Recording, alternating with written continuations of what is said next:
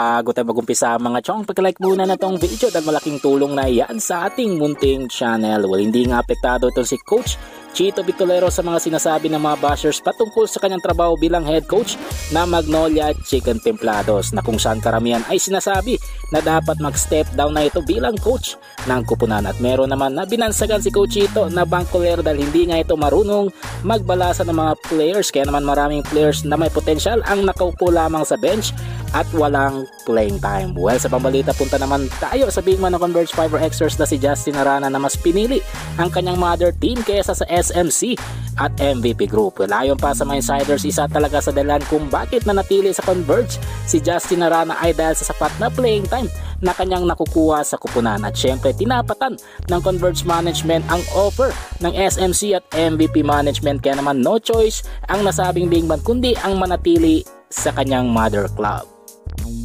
Ang huli sa ating balita mga chong patungkol naman sa dating star player ng TNT Tropang Giga na si Mikey Williams na mahirap lumanding sa ibang kupunan tulad ng San Miguel Beermen. Well, ayon pa sa mga insiders, ayaw o hindi papayag ang TNT management na maglaro ito si Mikey Williams sa ibang kupunan dahil gusto nga ng management na turuan ito ng leksyon at syempre turuan na makontento sa kanyang sahod na sapat para sa kanya. Kaya wag na magtaka kung bakit hanggang ngayon ay hindi pa nakakabalik si Mikey Williams sa PBA. Well mga chong, hanggang dito na lang ang ating balitang PBA at syempre huwag kalimutan mag-subscribe at i-like itong video bilang pagsuportas. This is Channel B once again. I'm out.